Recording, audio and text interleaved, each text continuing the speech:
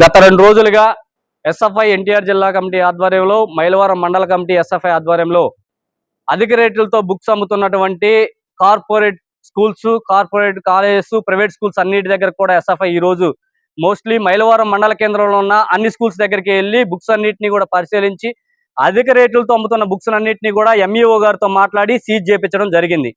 దాంతో పాటు మైలవరం కేంద్రంలో ఉన్నటువంటి ఒక ప్రైవేట్ కాలేజీలో పర్టికులర్ ఎస్విఆర్జీ జూనియర్ కాలేజీలో బోర్డులు మార్చేసి వేరే పేరుతో నడుస్తుందనే సమాచారంతో నిన్న ఈ రోజు గట్టిగా పోరాటం చేయడం జరిగింది. దాంతో కళాశాల యాజమాన్యం కూడా ఆలోచించి ఈ రోజు నుంచి ఎస్విఆర్జీ కాలేజీ పేరుతోనే పాంప్లెట్లు కానివ్వండి, బ్యానర్స్ కానివ్వండి అన్ని వేసేదానికోసం వాళ్ళు అంగీకరించడం జరిగింది.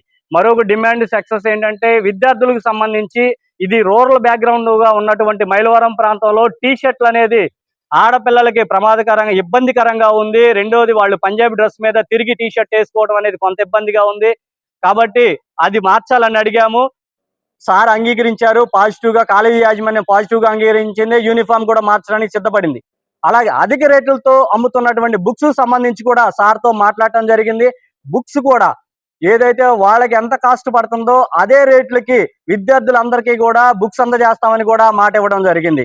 అంటే ఎక్కువ రేట్లకు అమ్మకుండా ఏదైతే వాళ్ళ ప్రింటింగ్ ఖర్చులు పడ్డాయో ఆ ఖర్చులతోనే పిల్లలందరికీ బుక్స్ అందిస్తామని కూడా చెప్పడం జరిగింది. అలాగే గతంలో ఒక దురదృష్టకరమైన వాతావరణం కొనసాగుతూ ఉంది. 6:30 వరకు 7:30 వరకు విద్యార్థులు తల్లిదండ్రులతో సంబంధం లేకుండా 8 నుంచి 7 వరకు పిల్లలు కాలేజీల్లో, స్కూల్లో ఉండే పరిస్థితి ఉంటుంది. కానీ ఇప్పుడు అది మారింది. ఇప్పుడు ప్రత్యేకమైనటువంటి సెకండ్ సాటర్డే, సండే కాలేజీ పెట్టమని హామీ ఇచ్చారు. అలాగే ఏదైతే ప్రభుత్వ నిబంధనలు ఉన్నాయో ఉదయం 8:45 దగ్గర నుంచి సాయంత్రం 5 గంటల వరకు మాత్రమే కళాశాలను రన్ చేస్తాము, విద్యార్థులకు ఇబ్బంది కలిగించమని చెప్పేసి కూడా కళాశాల యాజమాన్యం హామీ ఇవ్వడం జరిగింది. కాబట్టి మేము కళాశాల యాజమాన్యానికి కూడా ధన్యవాదాలు తెలియజేస్తా ఉన్నాం. సానుకూలంగా స్పందించారు. విద్యార్థుల సమస్యలు కూడా పరిష్కరిస్తామన్నారు. దీంతో పాటు లెక్చరర్స్ కి ఇచ్చే శాలరీస్ విషయంలో కూడా గతంలో కొంత జాప్యం జరిగింది. 2 నెలలు 3 నెలలు ఇలా జాప్యం జరిగింది. దాన్ని కూడా యాజమాన్యానికి తెలియజేశాము. ప్రతి నెల 5 నుంచి 10వ తారీఖు మధ్యలో ఉన్నటువంటి డేట్లలో తప్పనిసరిగా ప్రతి నెల శాలరీలు అందజేస్తామని కూడా హామీ ఇవ్వడం జరిగింది.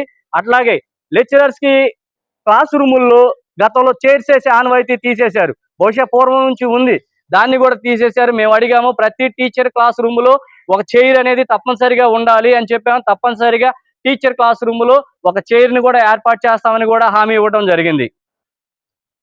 టాయిలెట్స్ సంబంధించి చిన్న చిన్న ప్రాబ్లమ్స్ ఉన్నా సరే ఆడపిల్లల స్ట్రెంత్ ఎక్కువ ఉంది, జాగ్రత్తలు తీసుకోవాలంటే టాయిలెట్స్ సంబంధించి అటు ఫ్యాకల్టీకి కానివ్వండి, ఇటు స్టూడెంట్స్ కానివ్వండి టాయిలెట్స్ కూడా తగిన పద్ధతిలో కేర్ తీసుకొని మంచిగా నడిపేదాని కోసం, క్లీన్ గా నడిపేదాని కోసం కూడా కృషి చేస్తామని హామీ ఇచ్చారు. మాకు సహకరించినటువంటి యాజమాన్యానికి, మీడియా ప్రతినిధులకి అందరికీ కూడా మేము ధన్యవాదాలు తెలియజేస్తా ఉన్నాం ఎస్ఎఫ్ఐగా.